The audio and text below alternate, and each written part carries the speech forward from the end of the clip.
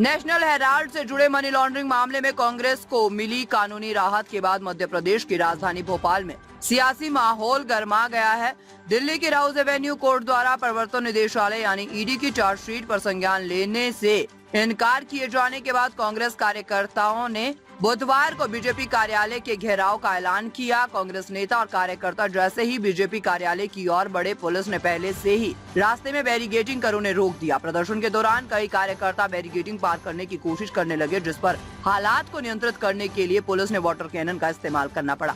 Water cannon की तेज धार से कई कांग्रेस कार्यकर्ता सड़क पर गिर पड़े, जिससे कुछ को मामूली चोटें भी आई है। मौके पर मौजूद मध्य प्रदेश कांग्रेस अध्यक्ष जीतू पटवारी और स्थानीय नेताओं की पुलिस अधिकारियों से तीखी नोकझोंक भी हुई। स्थिति बिगड़ती देख पुलिस ने कार्रवाई करते हुए कई कांग्रेस कार्यकर्ताओं को हिरासत में लिया और उन्हें बसों में बिठाकर मौके से हटाया। इस दौरान पटवारी के इशारे पर कांग्रेस कार्यकर्ताओं ने पुलिस बसों का घेराव किया, जिससे कुछ देर के लिए अफरा तफरी का माहौल बन गया। इस प्रदर्शन की पृष्ठभूमि में दिल्ली की राउज एवेन्यू जिला अदालत का अहम फैसला रहा। अदालत ने कहा कि ईडी द्वारा दाखिल की गई चार्जशीट किसी वैध एफआईआर पर आधारित नहीं है, जबकि धन शोधन निवारण अधिनियम की धाराओं के तहत कार्रवाई के लिए एफआईआर आवश्यक होती है। कोर्ट ने स्पष्ट किया है कि जब तक मामले का आधार एक कानूनी एफआईआर नहीं होगा, तब तक मनी लॉन्ड्रिंग के आरोपों पर संज्ञान नहीं लिया जा सकता। इसी आधार पर अदालत ने सोनिया गांधी, राहुल गांधी समेत अन्य नेताओं के खिलाफ दाखिल ईडी की चार्जशीट को स्वीकार करने से इनकार कर दिया है।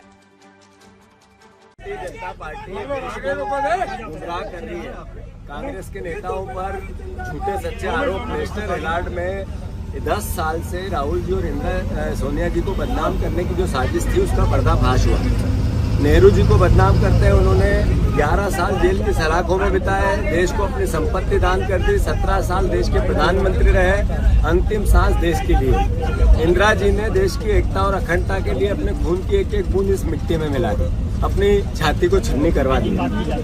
आदरणीय राजीव गांधी जी ने चिथड़े करवा लिए देश की एकता के लिए, अखंडता के लिए, इसके भाईचारे के लिए। राहुल गांधी ने 4000 किलोमीटर पैदल चलकर देश में प्यार की बात की, मोहब्बत की बात की, न्याय की बात की। सोनिया जी ने प्रधानमंत्री का पद ठुकराया।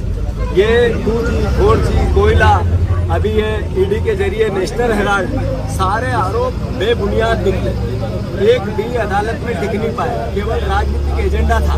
बीजेपी नरेंद्र मोदी देश बेच रही है, अडानी जी को बेच रही है, देश की संपत्तियां बेच रही है, देश की संपत्तियां बेच रही है, देश को गुमराह कट्टरता और नफरत में कर रही है।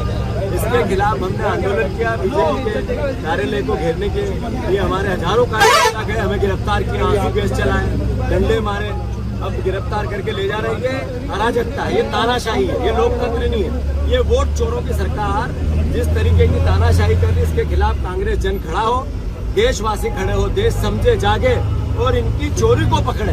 हमारे से, कांग्रेस से एक ही बात है कि देश के आम नागरिक के अधिकारों की रक्षा हो, इसी के लिए हम काम कर रहे हैं। हमारा सहयोग